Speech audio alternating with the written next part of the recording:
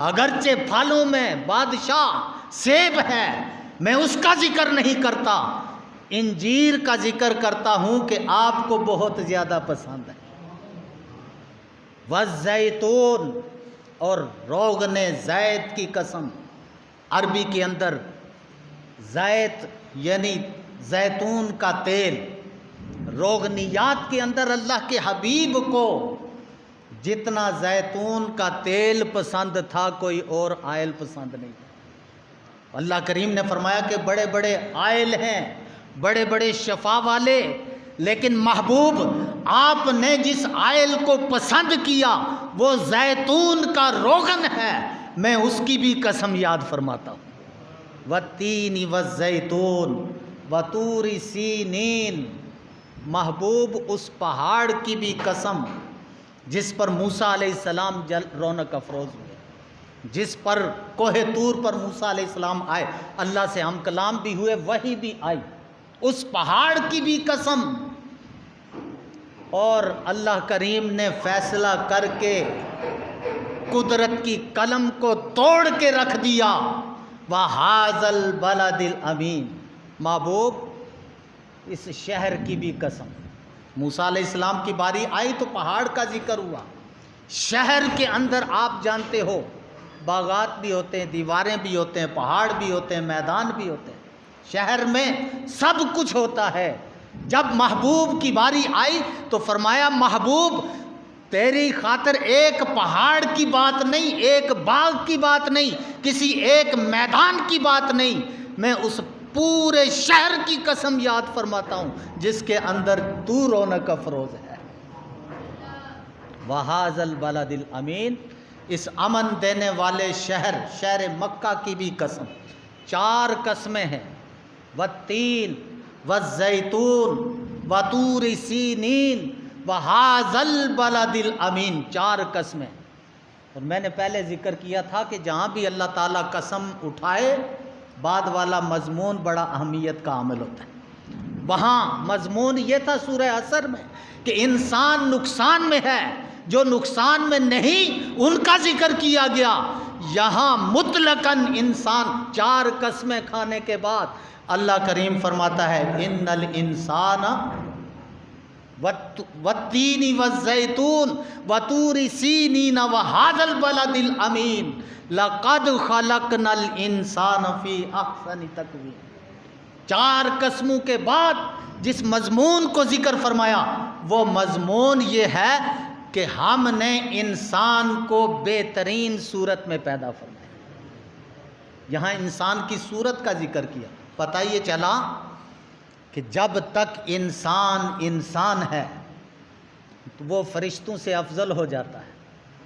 جب انسان کی انسانیت بگڑ جائے، انسان کے اخلاق بگڑ جائیں، انسان کی طبیعت بگڑ جائے، انسان شکل میں تو انسان ہوتا ہے، در حقیقت وہ جہنم کا خنزیر بنا ہوتا ہے، اس واسطے کہ اس کے اخلاق بگڑ گئے۔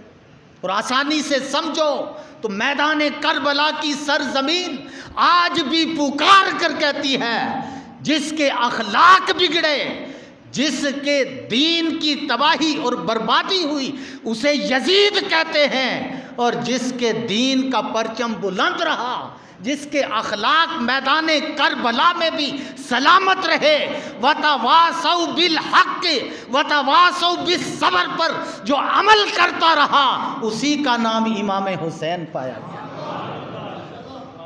جس کے اخلاق بگڑے وہ سارے یزیدی بن گئے۔ اخلاق بگڑ گئے، کتنے بگڑے؟ شریعت کے خلاف قدم، راستوں کے موڑ موڑ پر شراب کے مٹکے لٹکائے گئے کہ پہلی شریعت میں شراب حرام تھا، اب دین بدلے گا، شراب کی حرمت ختم ہو گئی، اب شراب عام پیا جائے گا۔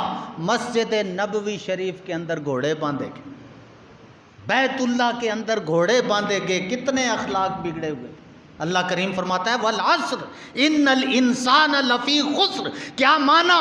جو یزید ہے، جو ابن زیاد ہے، جو عمر بن سعد ہے، جو شمر ہے، یہ سب وہ لوگ ہیں جو نقصان میں ہیں، اور جو نقصان میں نہیں وہ اہل ایمان ہے، وہ امام حسین ہے اور آپ کا سارا لشکر ہے، آپ کے سارے شہزادے ہیں، آپ کے سارے نواسے ہیں، آپ کے سارے دوست و احباب ہیں، آپ کے قدموں پر قربان ہو کر اسلام کا پرچار کرنے والے وہ سب کے سب الا الذین آمنوا وعملوا الصالحات وتواصوا بالحق وتواصوا بالصبر۔ آج لوگ کہتے ہیں کربلا میں خاندان نبوت پر، شہزادوں پر بڑا ظلم ہوا، اس کا کوئی انکار نہیں، اس کا کوئی انکار نہیں کرتا، بڑا ظلم ہوا۔ تمہیں صرف ظلم نظر آیا؟ اس ظلم کے سامنے جو چٹانیں کھڑی کر کے صبر کے ریکارڈ قائم کیے، امام حسین کا وہ ذکر بھی تو کر کے دکھاؤ۔ اس ظلم کے سامنے سیسا پلائی ہوئی دیوار، جب بھی شہید میدان میں گرتا ہے تو خیمے میں جاتے ہیں، انا للہ و انا الیہ راجعون، انا للہ و انا الیہ راجعون۔ امام حسین سے بڑھ کر قرآن کس نے پڑھا کہ ہر شہید کے بعد تلاوت قرآن کرتے ہیں، اور جب خیموں کے اندر جاتے ہیں تو دیکھتے ہیں یا تو وہ پاک باز شہزادیاں قرآن کی تلاوت کرتی ہیں یا نوافل میں مشغول ہیں، دو ہی کام، یا قرآن کی تلاوت ہے یا نوافل میں مشغول ہیں۔ اور پھر جب یہ شہزادے شہید کی خبر دینے جاتے ہیں کہ فلاں شہید ہو گیا، ساتھ قرآن کی تلاوت کرتے ہیں، انا للہ و انا الیہ راجعون۔ جب سردار قرآن کی تلاوت کرتا ہوگا تو خیمے والے کیا پڑھتے ہوں گے؟ وہ بھی یہی جواب دیتے ہیں، وہ بھی یہی جواب دیتے ہیں۔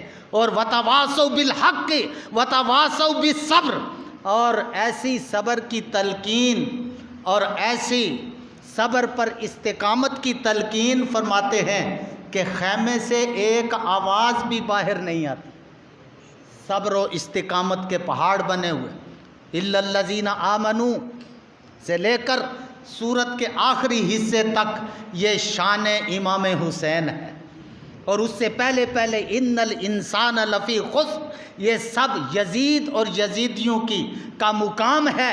قرآن نے دونوں کا اندازہ لگا کر دونوں کی نشاندہی کر دی کہ جو گھاٹے میں ہے وہ یزید کے ساتھ ہے، اور جو گھاٹے میں نہیں، ایماندار ہے، نیک عمل کرتا ہے اور نیکیاں بجا لاتا ہے، صبر استقامت کر۔ آج گیا گزرا دور ہے، کہاں امام علی مقام کا وہ دور اور کہاں آج کا یہ دور۔ آج تو صبر نام کی چیز نہیں، لیکن اس کے باوجود آپ نے اپنی آنکھوں سے دیکھا ہوگا کہ اللہ کی بارگاہ سے کوئی اپنی اولاد کے لیے دعا کرتا ہے، یا اللہ عرصہ ہو گیا اولاد نہیں، اولاد نرینہ عطا فرما، اور اللہ تعالیٰ اس کی دعا کو قبول کرتا ہے۔ قبولیت کے بعد نرینہ اولاد یعنی شہزادے کی صورت میں، بیٹے کی صورت میں اللہ تعالیٰ نعمت عطا فرماتا ہے۔ نعمت دے کر اسی دن، دوسرے دن، تیسرے دن یا کچھ عرصہ گزرنے کے بعد پھر وہ چھین لیتا ہے، اور چھین لیتا ہے۔ دعائیں مانگ کر لیا تھا اور اللہ نے عطا بھی کر دیا، اب چھین بھی لیا۔ پھر بھی اس دور کے اندر آپ نے دیکھا سنا کہ وہ لوگ دوسروں کو سمجھاتے ہیں، اللہ کی امانت تھی، لے گیا، واویلا نہ کرو، رونا دھونا نہ کرو، صبر کرو۔ اللہ تعالیٰ صبر کرو گے تو نعم البدل عطا فرمائے گا، اور بے صبری کا مظاہرہ کرو گے تو بیڑا غرق کر کے رکھ دے گا۔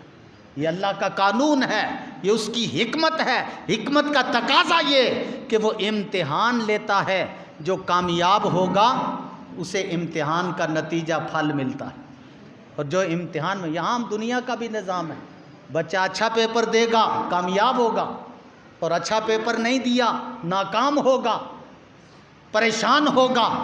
امام حسین رضی اللہ تعالی عنہ، آپ کے رفقا میدان کربلا میں شہادت کے جام نوش کر کے ہر پیپر میں اول نمبر آتے گئے، ہر پیپر کے اندر۔ اور امام علی مقام نے، آپ کھڑے تو میدان کربلا میں تھے، لیکن آپ کی نگاہ لوح محفوظ پر پڑ رہی تھی۔ آپ میدان کربلا میں کھڑے ہو کر لوہے محفوظ پر دیکھتے تھے کہ کس کا نمبر آ رہا ہے، اسی کو اس نمبر پر بھیجا جائے۔ وہ شہید ہوگا، پھر دیکھتے ہیں کس کا نمبر، اسی کو بھیجتے ہیں۔ پتہ یہ چلا کہ یہ وہ شہزادہ ہے، کھڑا میدان کربلا میں ہے، نگاہ لوہے محفوظ پر پڑ